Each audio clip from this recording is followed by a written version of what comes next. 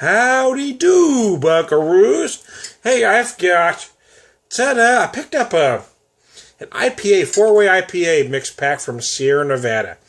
Had this Nooner Session IPA in it.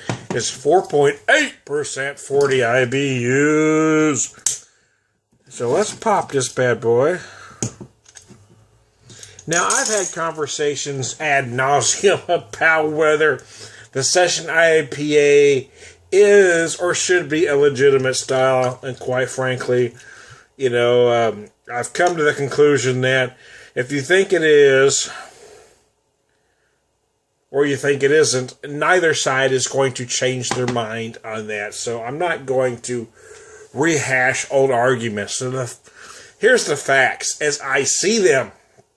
Whether certain folks want to acknowledge that this is a legitimate style or not, the fact remains that more and more breweries are putting these out, and the reason being is, well, they sell. Are these really just pale ales? I guess that depends on your point of view. These are lighter in body, but they're heavily hopped. And for me, they have a different distinction, a different contrast between malt and body than a typical pale ale. But it's all going to be in your point of view. The bottom line, though, for me is that whether you think it's a legitimate style or not, many breweries are making them, and more. Stone just popped out with theirs. Here's Sierra Nevada's version. Obviously, this is a beer that's not going to go away anytime soon. So here it is, 4.840. I hate to keep repeating this, but my nose is challenged. I've been fighting a sinus thing for about a couple weeks now.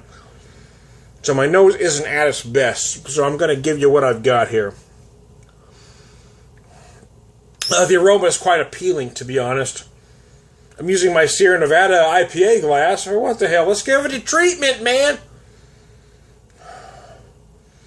I'm definitely getting a lot of citrus going on. There's some other things, but again, my nose is so damn challenged at the moment.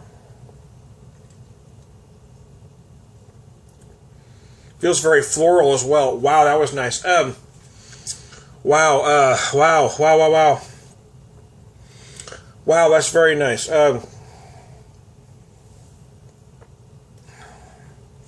This doesn't feel to me like a big American version of what we've turned IPAs into be.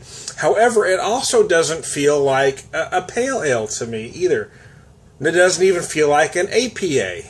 It does have, for me, the contrast that you have in an IPA between malt and hop, just in a much smaller version, obviously. This is a very nice beer. My biggest issue with beers like this, to be honest, is price. I know, in fact, I know as soon as I say this, someone's going to say, I know exactly what the argument's going to be, but I'm going to say it anyway. I hate paying $10 a six-pack for a 4.5% beer. I just do. It bugs the living crap out of me. And the argument's going to be, well, Tom, higher ABV doesn't mean it's a bitter beer. I understand that, but when I can get higher ABV beers for the same amount of money that I like just as well, that fit the reason that I'm buying the beer just as well, I have a hard time justifying buying that lighter alcohol version. It just bugs the crap out of me.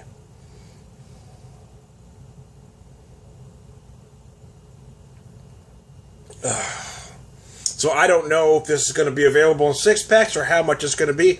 And I just said that because I know that the Stone is going for $10 a six-pack. And I haven't purchased it yet, and I wanted to. But, again, I just have a hell of a time buying, a 4.5% beer for $10 a six-pack. I want to spend $8. But anyway, this came in the mix pack. A mixed 12-pack for a lot more than I wanted to spend also, but there you go. So anyway, having said all that, if this is available in six-packs, I would buy it if it ran about $8-9 a six-pack. It is a fine beer. The flavors in this are absolutely wonderful, even though I didn't go into great detail about them at the moment. It really is a nice beer. It is enjoyable and will be a perfect summer beer.